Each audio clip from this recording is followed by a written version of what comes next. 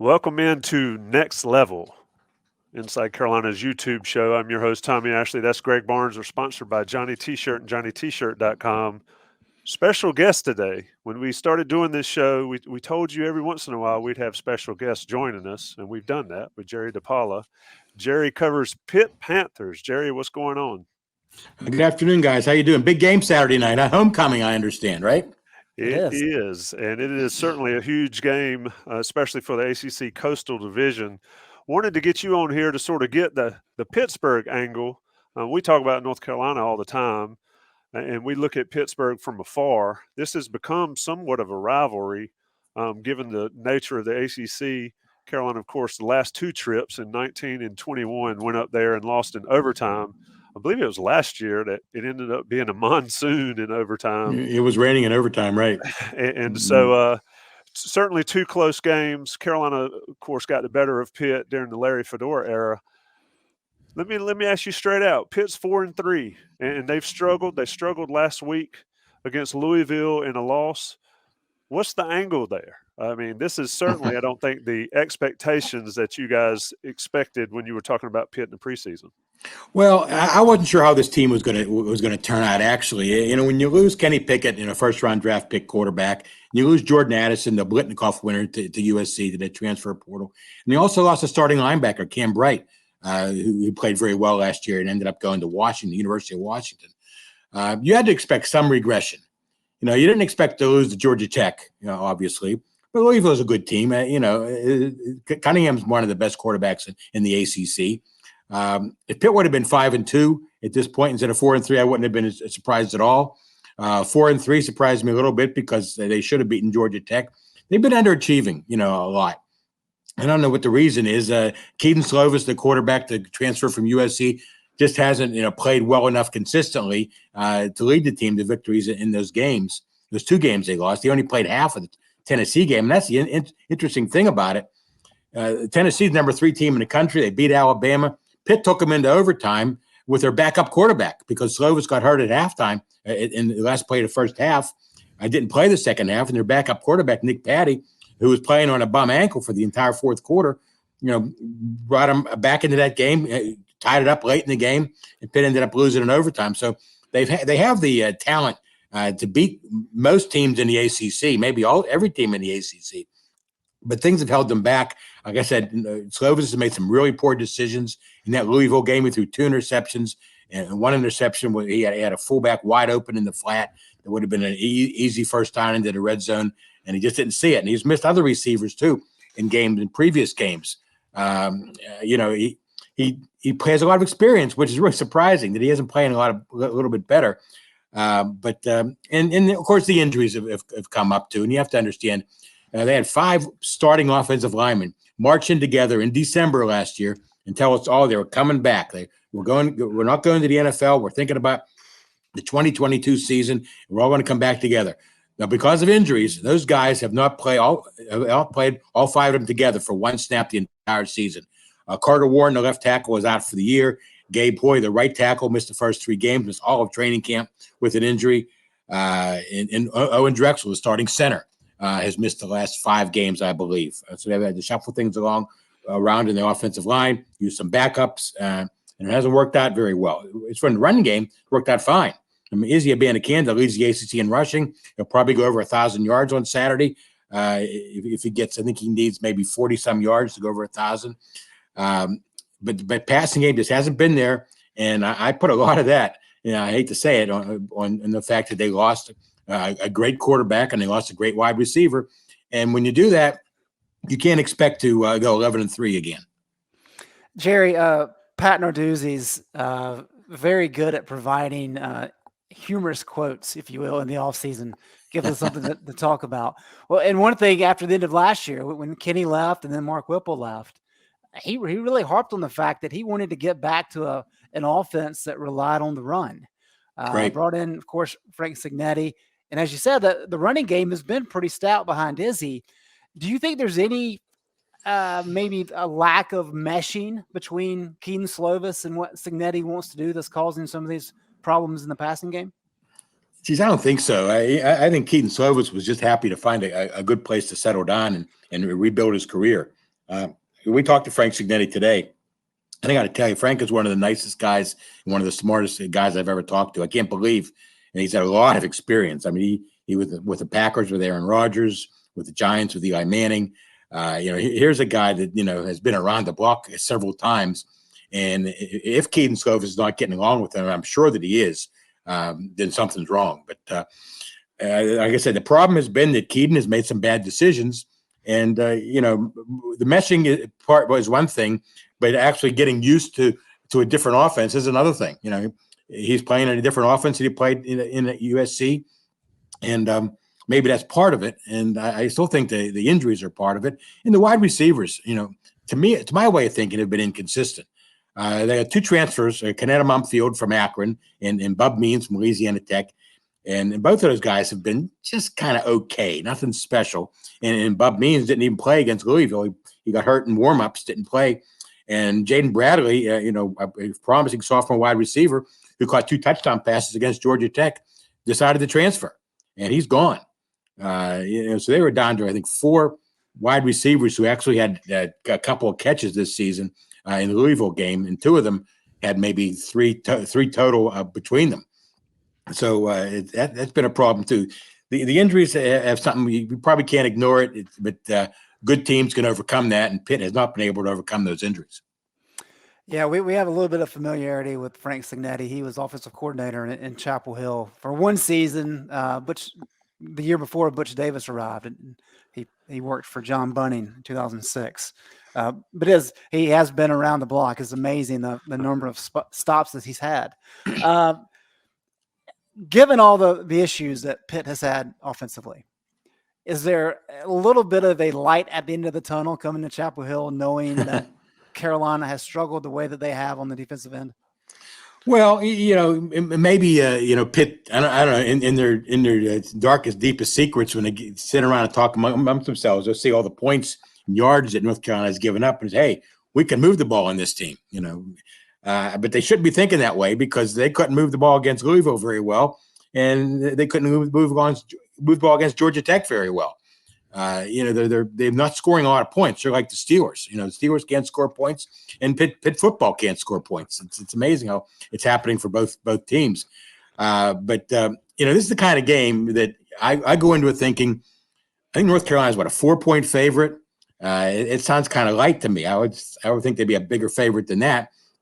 But this could be the kind of game that all of a sudden Pitt finds itself and they start playing well. On the road, though, is going to be difficult to do. It's homecoming. It's another night game. And side note, Pat Narduzzi hates night games, especially on the road. He doesn't get home. He doesn't get pulled into his driveway, he said, until like 3:30 in the morning. That happened. They had a night game at Western Michigan earlier in the season. A night game last week at Louisville. Another night game coming up here. It's one thing playing at night, which is very nice. And they opened the season as a home night game against West Virginia. But you guys are sleep deprived when they roll back into the facility on Sunday morning. Some of them, in fact, Narduzzi even said he can't go to mass Sunday morning because he has to get to work right away. And he only gets a couple hours sleep. So, and he also likes to come home after games, after day games. And he has a bocce court in his backyard. And he said he likes to come home and play bocce in his backyard if there's an afternoon game and he can find the time. But since the ACC has seen fit to schedule him with all these road night games, he can't do that, the poor guy. We sound like the old guys yelling at clouds here. Right. You mentioned Izzy and Abanikanda, and Narduzzi likes to run the football, likes the old school power football. Tell us a little bit about this guy. I mean, we obviously saw what he did against Virginia Tech, but he struggled or didn't get a lot of yards in the games they lost. What differences does he make for this Pitt? I mean, he's got to make the game easy for Slovis, right? If he's you would think because they load up the defenses, load up the box with the 7 or 8 guys in the box, and you think you got some one-on-one shots on the outside when that happens, but Slovis has not been able to take advantage of it. Now, Izzy, sort of, broke on the scene. I'll never forget. It was 3 days before the COVID outbreak in March, in the spring practice. We were watching practice one day, and he broke off a run in practice. Obviously, it was in an indoor facility in practice and no pads. but he just ran away from everybody. It was like a 70 or 80-yard run in the indoor facility. It was amazing to see him run away from guys, from defensive backs, not just big lumbering linebackers, but guys who are supposedly are fast runners. And that was, like I said, 3 days before COVID. Then COVID hit, and everything changed that year. And last year, Izzy played okay, but they were throwing the ball last year because they had Kenny Pickett. You can't blame Mark Whipple for wanting to throw the ball when he has Pickett throwing the ball to Jordan Addison. And that was their offense, for a good part of the season, for all of the season, actually. But this year they needed to go to the run game because they lost all the big elements of their passing game. And Izzy is taking advantage of it. The thing about Izzy is, he gets a little seam, he can break through. He's tough enough to break through a seam, at the line of scrimmage or 2 yards past the line of scrimmage. And then he's fast enough to run away from guys. He's had a couple runs of 65, 75 yards this season where it looks like the defensive back has an angle on him. He just runs away from them. He has a great mix, I think, of power and speed. And he looks like an NFL running back. He really does. He's broad shoulders, big arms. And that speed is in fact, we were talking to him today, and he was telling us he thinks he's the fastest guy on the team. For a guy who's well over 200 pounds, that's really saying something, so. And he probably is. The way he that Tennessee game, he did it, and he did it in one other game where he just ran away from people. So Izzy is a great running back in the manner of a lot of great running backs in years past. I'm talking about James Conner. I'm talking about Tony Dorsett. He broke Tony Dorsett's record, single game rushing record in the Virginia Tech game with 320 yards. Unbelievable. A guy can run for 320 yards in one game. Against a Power 5 team too. And Virginia Tech is one of the lower tier teams in the ACC, but nonetheless, he had a great game that day, and he's had a couple great games. He didn't play that well against West Virginia, actually, and it was strange because Rodney Hammond, the backup, came in and played really well against West Virginia and helped them win that game, and helped them win a lot of games last year too. But then Rodney got hurt in that game, and he didn't play. He missed the next 5 games, I think, and he played a little bit. He played a little bit Saturday night at Louisville. In fact, running the Wildcat. So now they have a backup running back with Izzy and with Hammond. They have 2 guys that they trust running the football. And though Hammond had a big fumble in that Louisville game, it really hurt them. So they have the depth at running back. They just have to be able to put it all together and complement it with a good passing attack. Tommy, there's another North Carolina tie for you talking about the running backs. Andre Powell is coaching the running backs for Good man. He One is of my a good favorites. Man. Yep, great guy. Jerry, you mentioned the offensive line coming in the offseason to make this big declaration about coming back. Right. One of the reasons I picked Pitt to win the Coastal in the offseason was not only because of the offensive line, but because of that defensive line. There's a lot of NFL talent, it looks like, on that front with Baldonado. I mean, Danielson's good. Cansey, of course. Alexander, Morgan. How difficult has it been for the defense to kind of reach its potential when the offense has been so hit or miss? Well, the offense puts them in bad positions. The offense has too many 3 and outs. They put them back on the field, too many turnovers.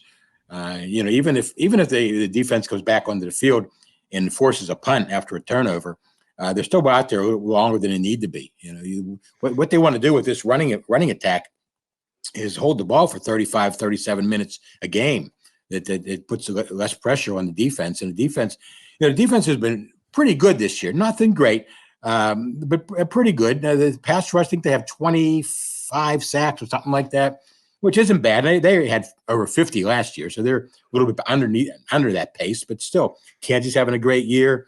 Haba Baldonado, to me, is an NFL defensive end. Had some injury problems this year, but he's back healthy now. Deslin Alexander, the other end, had some injury problems. He's back healthy now. And you have a lot of depth there too with Charlie Partridge, their defensive line coach. Is one of the best in the country at coaching the defensive linemen, and he has a lot of guys that make a big difference. In these games. Again, the defense hasn't been bad. It's just that the offense hasn't been able to complement them. And I talked to Eric Hallett today, the free safety, who's a semifinalist for the Jim Thorpe Award. And I was saying to him, today in college football, teams score 30, 40 points a game routinely.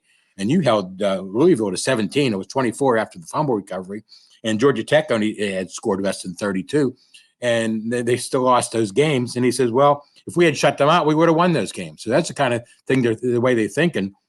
They're thinking that, we should, pitch a shutout if we want to win these games and, put it on us.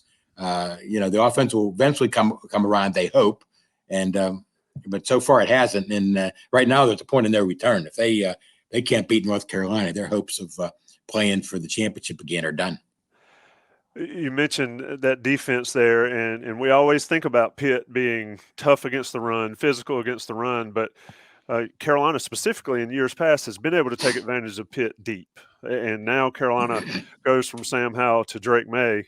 And Drake May, of course, he's played great, most of the season, if not all the season. What do you think Pitt's approach to that? I mean, Narduzzi's going to do what he does. But do you see anything special that Pitt could do against Drake May and these Carolina receivers? And then you've got linebackers there that are making declarative statements about what they intend to do. From your article earlier. Just tell our listeners and watchers what you heard today talking to the players, and this week talking to the players, and then what do you think their approach to Drake May will be? Well, Tyler Wiltz is actually a backup linebacker who's been playing very well. He's number 4 on the team in total tackles. He's a transfer from Missouri State, so he's never played Power 5 football before this season. He's a graduate senior, and he's the kind of guy with a lot of enthusiasm, a lot of energy.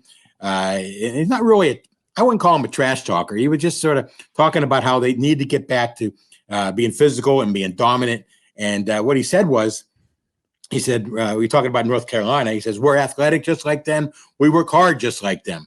We're going to hit May hard, just like we hit Malik, meaning the Cunningham of Louisville. And if he doesn't get up, that's not our problem. Which I thought was a little harsh, but I don't think he made anything personal by it. He doesn't want to hurt the kid, but he wants to let the kid know that hey, we're here and we're here to play a hard-nosed game, and let the chips fall where they may. The linebacker situation has been kind of slow moving for Pitt so far this year, in the fact that they lost some good players off the linebacker unit. I talked about Cam Bright transferring to Washington. John Patrician was a good linebacker last year. He exhausted his eligibility. Phil Campbell on the other side, exhausted his eligibility. And Savassi Dennis is back is the middle linebacker, and the guy who sort of runs the show. But I think he's a better outside linebacker. And they went out and got Shane Simon, a transfer from Notre Dame, who's played very well on the outside. And Bengali Kamara is the other outside linebacker. And he's very athletic, very big, big, lanky, solid linebacker. But he makes some missteps every once in a while, gets him in trouble. So linebacker and Wilson come out and played fairly well, as a backup. Like I said, only 3 other players on the team have more tackles than he does. And he said he has the energy, and he sort of promised that there'll be a victory Saturday night. So we'll see. Yeah, well, Jerry, before we let you go, I've got to ask you about Pat Narduzzi, because North Carolina fans, as you know, have Mac Brown as head coach. Mac is the great grandpa. He's incredibly nice and knows everybody's name, and is just a great person to talk to, either in front of the camera or behind it.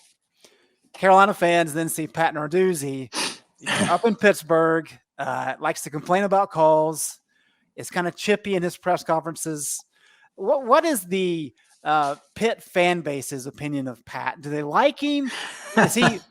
He won the ACC title last year, so I assume they like him a little bit. But kind of what is the feeling about Pat and the job he's done thus far at Pittsburgh? Well, I think they believe that he's underachieving this year, and I think they believe that he's underachieved a little bit in his previous years at Pitt. Now, when he came to Pitt, the first couple of years, Pitt was a 6-7, 7-6 team. First 2 years, they won 8 games. Which was the most they've won in several years. He had a bad year in 2017. Then all of a sudden he gets a contract extension. Then, things get a little better. COVID gets in his way in 2020. And then in 21, Kenny Pickett decides to turn his nose up at the NFL and come back and play. And all of a sudden, Pitt is a championship team. Clearly, I think the best team in the ACC last year. They beat Clemson at home. They handled Wake Forest in the championship game.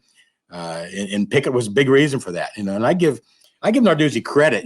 I remember a lot of people were talking after the 2020 season, oh, Kenny Pickett should transfer and go to another school and where he can really, showcase his talent for the NFL. Well, he didn't. He decided to come back. And I think one of the reasons he did decide to come back was because of Mark Whipple, the offensive coordinator, who has a great relationship with, and because of Pat Narduzzi and the culture Pat has built at Pitt. One thing people don't know about Narduzzi is that he is like 3 wins away from being the second most winningest coach in Pitt history. Jock Sutherland is number 1, and Pop Warner is number 1, and Jock Sutherland is number 2. That's going back into the 20s. Okay, so he wins 3 more games. I think he'll become the second most winningest coach in Pitt history, which is pretty amazing when you think about it.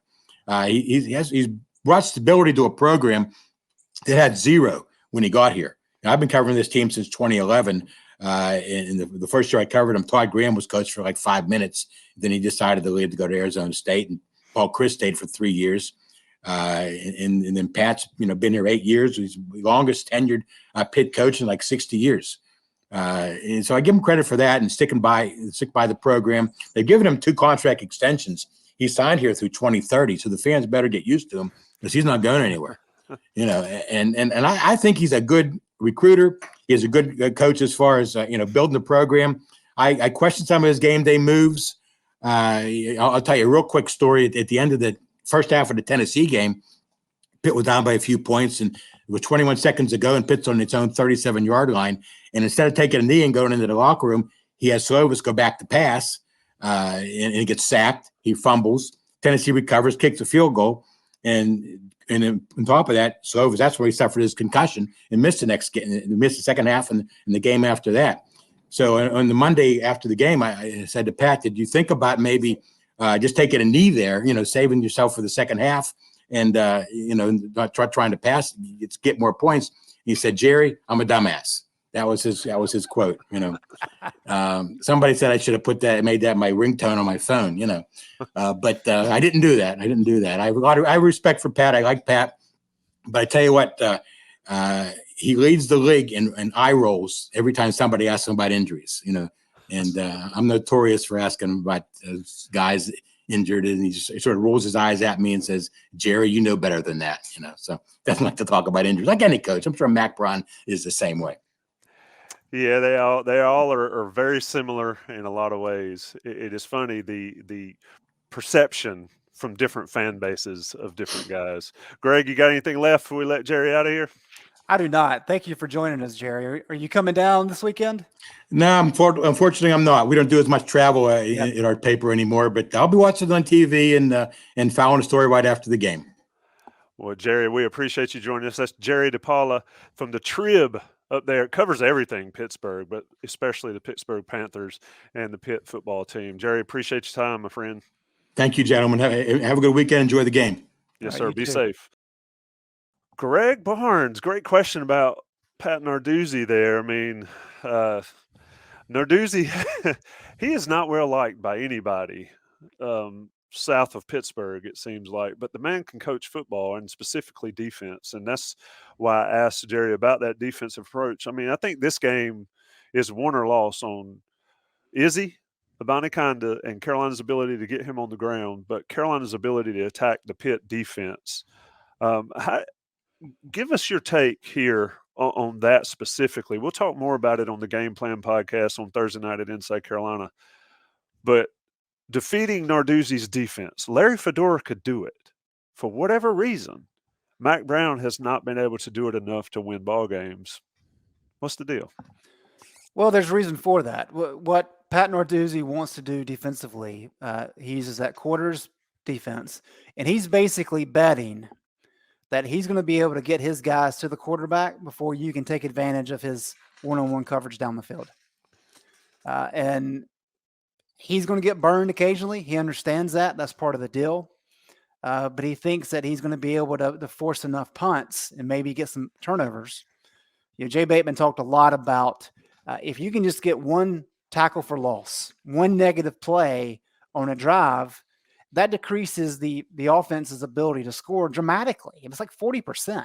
It's really a crazy number. And that's what Pat's based it on. And while Larry Fedora was very much short passes, long gains, that plays perfectly against what Pat wants to do. Phil Longo, of course, because of the air raid, and Sam Howell was a big part of this, they want to throw the ball down the field more, and it got him in trouble at times. And so that's the big thing from the offensive standpoint is how Drake May and his ability to check through his progressions quickly to get rid of the ball. That's going to be key. On the other side, Jerry hit on it perfectly. Izzy is the offense for Pitt. When you look at Keaton Slovis's numbers under pressure, they're not very good. And we'll dive into it more with Jason Staples for sure. But the way that Gene Chizik approaches this, it seems pretty easy to me. In that you put extra guys in the box, and if Slovis beats you throwing the ball down the field, you tip your hat. But if Izzy's the reason that Pitt wins this game, that's a schematic problem, and that needs to be addressed. So I don't think this is a very complicated game plan for what Gene Chizik and that defensive staff wants to do. So you said if Izzy beats you, then it's a schematic problem. What does Carolina do specifically that Chizik might not normally do to handle him? I mean, if he gets loose, if he breaks the tackle, he's gone. Chizik talked earlier in the week, approach angles and this and that. Carolina better be physical with this guy and get him on the ground. He had that great game against Virginia Tech. He has not been overly effective, in every game. He's struggled a little bit, but does Chizik do anything differently here than maybe he's done his entire career? Carolina fans want him to load the box and blitz and all that. I just don't see it happening. Well, he has done a better job of late of doing a little bit more in terms of run blitzes. I think really what North Carolina has to do, they have to make sure that the linebackers are hitting the right gaps, and they got to make sure that they're doing a better job of controlling the edge. They had some success with that early in the year, especially with Des Evans, but then there's been some breakdowns. And the good thing about Pitt is Keaton Slovis is not a runner, so you don't have to worry about it like the Riley Leonard kid for Duke, who really kind of ate them up. So it's really control the edge, make Izzy kind of go between the tackles, because what he's done, when you look at his numbers, he really hasn't attacked outside. All of his numbers have really kind of come up the middle in between the tackles. And that's just a gap issue. You've got your 4 linemen, you got your 2 linebackers. If you want to bring in your nickel, that gives you plenty of gap coverage. And at that point, you should be okay. And then it's just a matter of getting enough pressure on Slovis, keeping Pitt behind the chains to make that a difficult passing game. And then, of course, the back end has to hold up. But for North Carolina, as we talked about all year, the defense has really struggled. You got to be really good at one thing. Pitt wants to run the ball. You got to figure out a way to slow them down. Biggest game in MAC 2.0. We talked about it on the Beat podcast. I'm not going to ask about it on the game plan, but I want your opinion here. This is a big deal, I think, for Mack Brown in North Carolina. We've heard a lot of selling, right? And Carolina fans have done a lot of buying. And we as guys that have covered the team have bought it a lot as well. This game here, I think, is the next step for Mack. Where are you there? Just going back to last year with the NC State and the South Carolina games, I mean, those were just disasters and really set the tone for the offseason from a national relevance discussion. But if you win this game, you've got the Coastal wrapped up pretty much. Even if you happen to lose at Wake, which is a fringe top 10 team right now. So the opportunity is in front of you. So I'm not ready to say, I know Buck had said it's kind of a must-win game. Is it the biggest game in MAC 2.0? I can be convinced of that. I'm not quite sold on it quite yet. I will say this. Pat Narduzzi is one of those guys. He is a good coach. He coaches his guys up. Sometimes he can't get them to rise to the occasion. We saw that against Louisville. You could argue we saw that against Georgia Tech, although I think Georgia Tech kind of benefited from that new coach syndrome, right, of getting a boost there. But he has defeated at least one top 25 team in 6 straight seasons at Pitt. So that is something kind of keeping in the back of your mind. He's able to get his guys ready for opponents where they're underdogs. And I think if you think Carolina is just going to walk into this game and blow out the Panthers, I think you're in for a shock. This is going to be a dogfight. Yeah, Pitt's 7-1 over the last 8 road contests dating back to 2020. The last loss was last week against Louisville. You mentioned beating the top 25 team every year under Narduzzi, and Pitt's also won those 2 straight games against Carolina in 19 and 21 in overtime. This has been next level. We try to go inside Pitt a little bit, get you the view from the other side. Greg, looking ahead on this show, I always like to tease future shows here. And I want to give a shout out to people that listen to this. I've gotten a ton of ideas, a ton of emails, some tweets, some message board posts.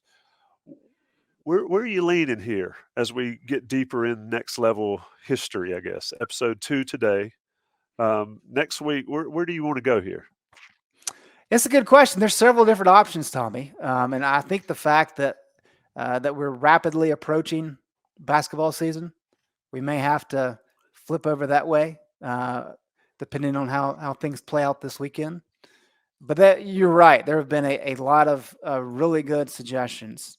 And so some of these are going to take a little bit of time to kind of flesh out because there's a lot of research involved, and that's part of the deal. That's what we're looking for here. But I'm going to say we're probably going to be doing something basketball-wise, and then we can start deep diving into some of the topics that we've gotten that maybe extend beyond just football or basketball. Yeah, we got expansion. We've got all that kind of stuff we can talk about. Budgets and right. Yeah, and this when you dig into it, and I know you've done it, but when you pick it up and look into budgets for schools and conferences and all that, it is a fascinating take that unless you pay attention, you don't really understand the amount of money or not that teams and conferences spend on this stuff. Greg Barnes, next level. I'm Tommy Ashley. Johnny T-shirt sponsors us. Get your emails in. Greg at Inside Carolina, Tommy at Inside Carolina. We'll be back next week for episode 3, but this has been episode 2, in depth. Pittsburgh Panthers, Carolina and Pitt, Saturday night, 8 p.m. in Kenan Stadium. Should be rocking inside Kenan. We'll talk next week. Thanks, Greg.